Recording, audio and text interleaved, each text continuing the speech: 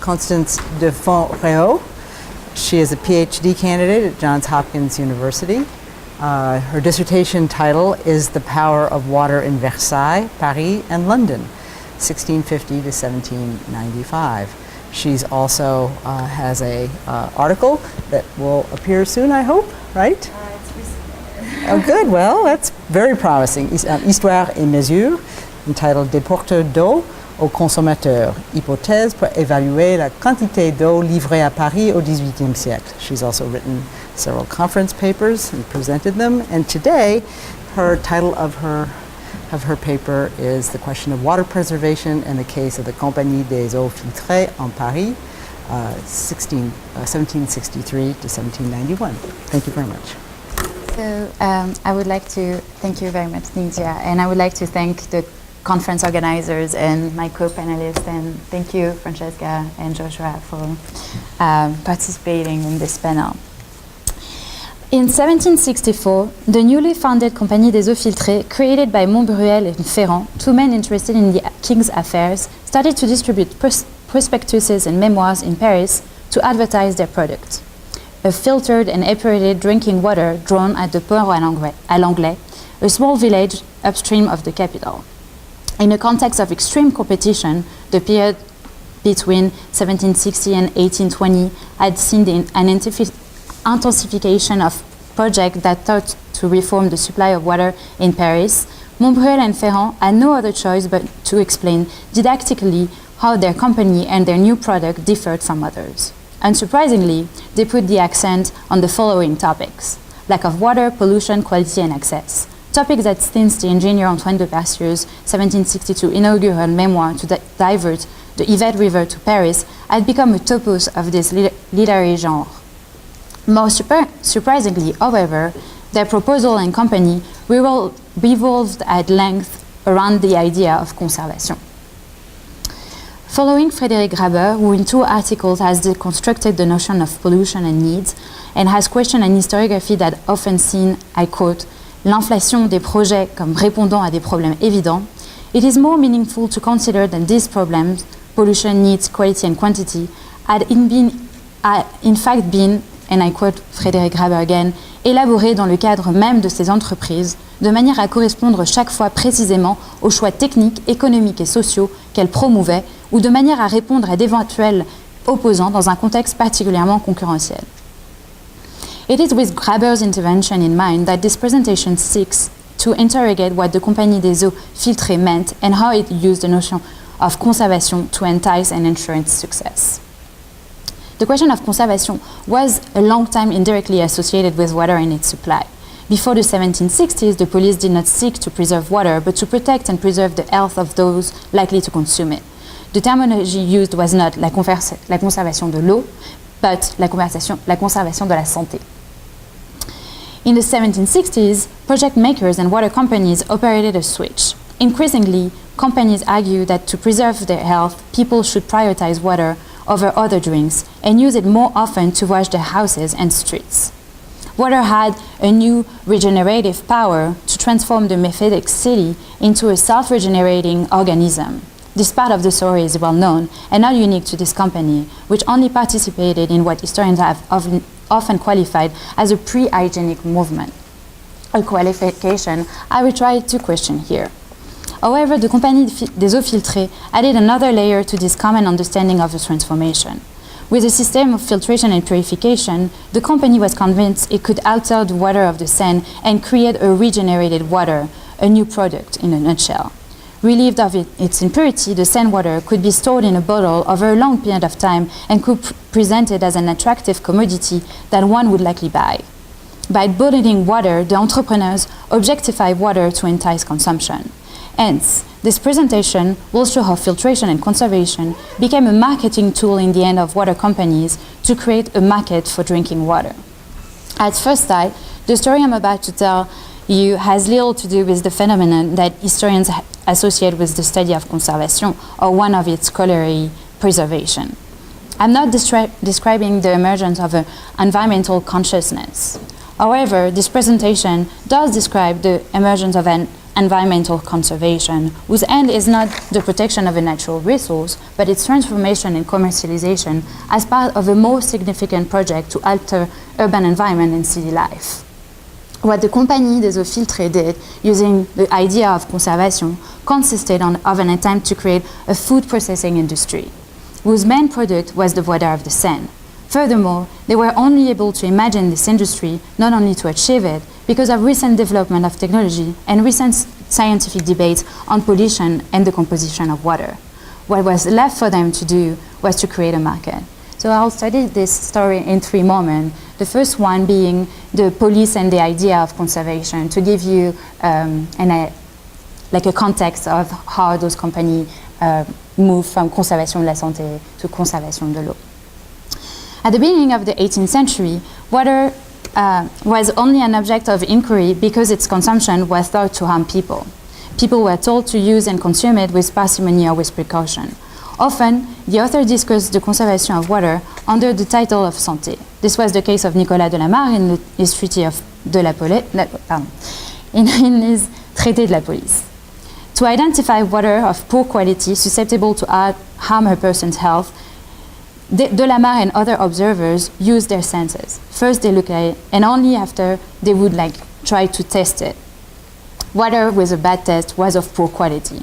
Poor quality or pollution was not apprehended by scientific knowledge, but by experience and sensation. The police actively tried to protect Parisians' health from corrupted water. They crafted ordinances that strictly regulated the trade of water carriers, both with bucket, and the other one is the barrel over there. There is no real iconography around this type of water carrier, so this is one of the few engravings, or I don't know, I guess it's more like a drawing that you would find of them.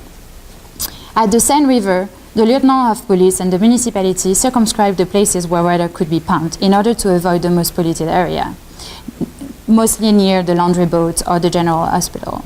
They also prescribed water carriers from faire des réserves la nuit et le jour, that is to say, to store water in between the deliveries. The police were particularly attentive in repressing the practice of storing. For instance, in January 1688, one woman water carrier, Gabrielle, and her husband, Pirot, not only pumped water at night, but also opened a shop next to the Saint-Côme church. Here is the description of the shop by one of the bureaus, the municipality officer. Et qu'étant demeurés aux environs de la fontaine, ils auraient vu un porteur d'eau ouvrir avec une clé la porte de ladite boutique, y poser ses seaux, qu'il avoir remplis d'eau qu'il prenait dans des tonneaux et des citernes étant à ladite boutique. The shop was immediately closed, and Gabriel and Pirot charged a fine.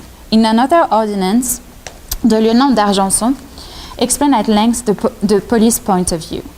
So the part that is really important is this one in red, and the red bracket.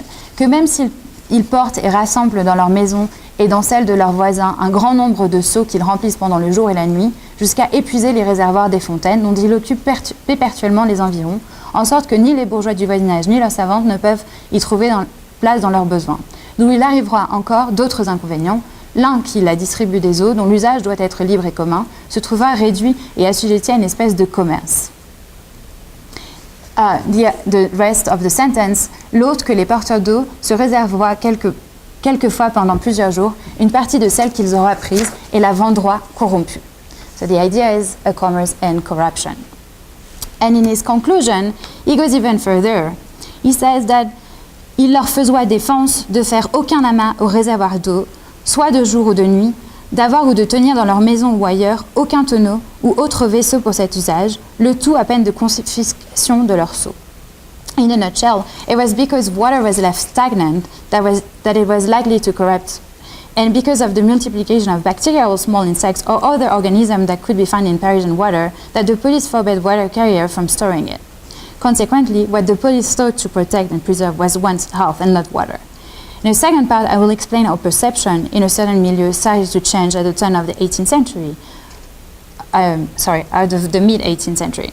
Water that was once seen as a health hazard increasingly became a resource needed to regenerate human health and urban environment. So, In the turn of the 1750s and the following decade, perception vis-à-vis water changed as scientists became aware of its materiality and how external organisms altered its composition and quality. From now on, water was thought to present one's health. The first traces of this transformation can be found in the 1730s. The French botanist Bernard de Jussieu investigated the cause that altered water. This is his memoir, or presented at the Académie des Sciences. Jussieu identified two causes, natural and accidental, and only focused on the former, notably natural causes in time of drought. His interest was piqued after the drought in 1731, which caused disease in sand-water consumers. For the first time, Jussieu dismissed visual and gustative observation to privilege and substitute a study of altered water under the microscope, which allowed him to understand the reason why the quality of water was altered. It was aquatic plants in decomposition and microorganisms that were at fault. Jussieu offered three solutions: greater quantity of water to substitute the polluted spring, to keep the river's bed and bank free of certain aquatic plants, and to frequently clean basins and pipes that distribute water. For Jussieu, water of good quality, if he concluded, will contribue à la santé des citoyens d'une ville. But the turn, as Frederick Graeber has shown, was achieved in the 1760s, specifically when the academicien Antoine de Percieux published his first memoir to divert the Yvette River. The academician was first to think of water pollution as an organism that can be regenerated by water. The canal he projected to build to divert the Yvette River would be the artery, and the pipes would be the veins that would together distribute water through Paris. Water would have three purposes: cleaning, drinking, and purifying. From a health hazard, water became a resource that would preserve one's health in the urban environment.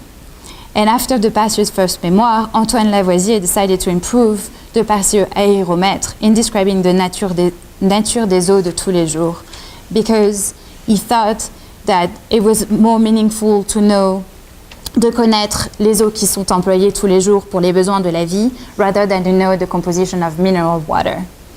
And he says that les eaux employées tous les jours sont d'elles dont dépendent la force et la santé des citoyens. Et si les premières, les eaux minérales, ont quelquefois rappelé à la vie quelques têtes précieuses à l'État, ces dernières, en rétablissant continuellement l'ordre et l'équilibre dans l'économie animale, en conservant tous les jours un beaucoup plus grand nombre. L'examen des eaux, proprement minérales, n'intéresse donc qu'une petite portion languissante de la société. Celui des eaux communes intéresse la société tout entière, et principalement cette partie active dont les bras sont en même temps la force et la richesse de l'État. The density of water, that is to say its lightness, became essential to defining potable water. After the 1762 memoir, solutions to transform water of poor quality were highly debated. Some thought that the movement of water on rivers' beds was enough to purify water, while others advocated for its filtration and purification to create a regenerated product. In this context, those believed in filtration added another layer to the notion of conservation. They started to believe that water could be preserved over a long time period, like mineral water, wine, or beer. So I'm now jumping into what the Compagnie des Eaux Filtrées tried to do. So I just want to say that there was many projects, as I mentioned in my introduction, around the distribution or supply of drinking water in that time period. And there was 5 major companies that were created. So the Compagnie des Eaux Filtrées, the Compagnie des Eaux de Ville d'Avray, the Compagnie des Frères Vachette et Gilleron, la Compagnie des Eaux de Paris des Frères Perrier, and the Compagnie of the Canal de l'Yvette by de Fer de Lannoy. So 2 of those have been started before, the Compagnie des Eaux de Paris and the Canal, but this one is almost barely known because historians thought that there was no archival material. But actually, I succeeded to find like 3 successive bankruptcies. And what is interesting is if we look at the 3 companies that basically use the same system, more or less, each time it's not an engineer or a scientist that is promoting, like that is in charge of them, like it was for the Canal or for the Eaux de Paris, but it's actually people who are interested in the Affaires du Roi, or people who are like in the financial world of Paris, which also I think we need to keep that in mind to understand why they want the conservation of water to work. So it was a small-scale project, obviously. They had 2 pumps. In the context of intense competition, the Compagnie des Eaux Filtrées was the first company to exploit the notion of filtration and conservation to create a new industry. To create their industry, Montburel and Ferrand, so the first entrepreneurs, used the newest technologies available. In 1763, they built 2 boats, one to pump, one to filter, that were moored in the upstream of Paris and 18 feet from the river's bank to minimize the risk of pollution. To pump large quantity of water, or at least more significant than what human resources could draw, they used a hydraulic pump that sent the water drawn into a second boat where water was filtered. The idea of filtration was not new. It had been used for centuries, and it had become highly controversial in the particular context of the 1760s. Daniel Roche has shown that Parisians used domestic fountains to let water decant before they used it. So I found an account book of an auberge in La Villette that showed that they used the service of the water carriers every day and then possessed such a fountain that they can water. Similarly, the water carriers of an anonymous bourgeois was also in charge of cleaning decanting fountains. These fountains, however, did not use a process of filtration, obviously. So, because it was itself seen problematic. Although it was commonly accepted that it helped remove impurities of consequent size, it did not eliminate the salts dissolved in the water and produced by the corps terreux, also sulfate. Water was more limpid, but no better quality or healthier, pure and sane. So Montburel and Ferrand were well aware of these debates, and in their work, they alluded to projects that invented new process of filtration that consisted of substituting sponges for sand to absorb the limon that river water could contain, and also use like new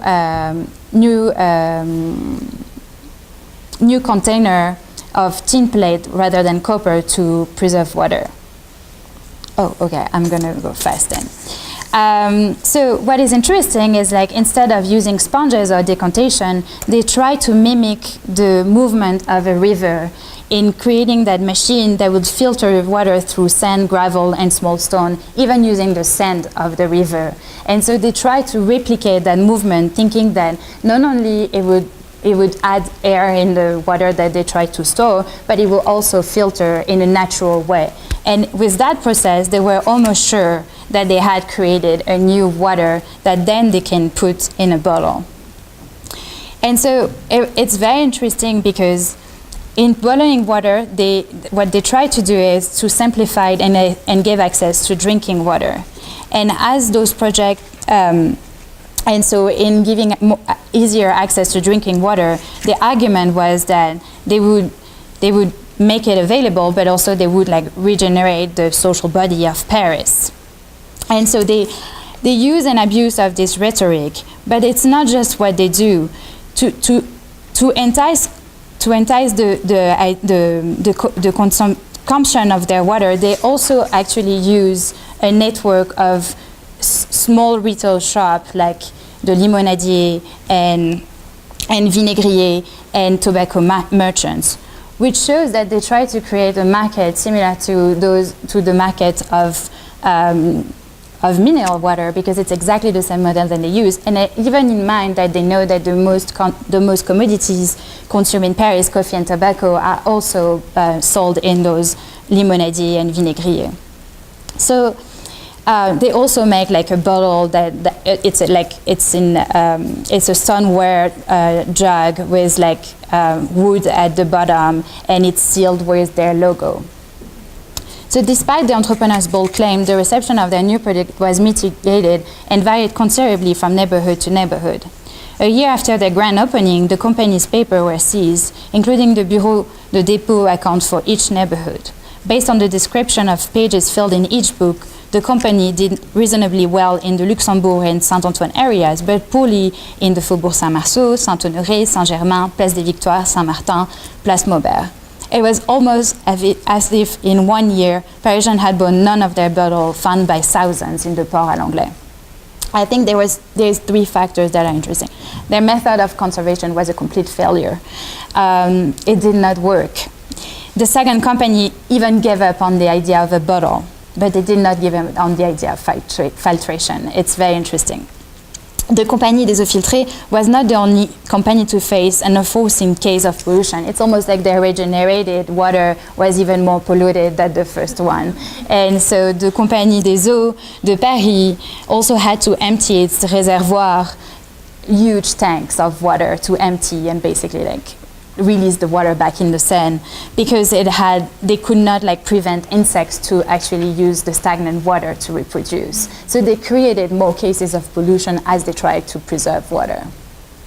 I think also they failed to entice a desire for their product, and this is where I think I'm pushing the argument of a pre-hygienic society in the 1750s, led by those doctors that someone like Daniel Roche or even like someone like Alain Corbin based their work on. I think more and more we need to see that like we need to think of the role of those, less of the role of doctors, but more maybe of the role of those investors interested in science and interested in creating new markets. And so I think the more I study this idea of conservation, I try to touch on their motives of why do they see water as a possible resources that can become a commodity, which seems to be a paradox if we come back to what d'Argenson in 1693 were saying, is like, dont l'usage de l'eau doit être libre et commun, se trouvera réduit et assujetti à une espèce de commerce. Thank you.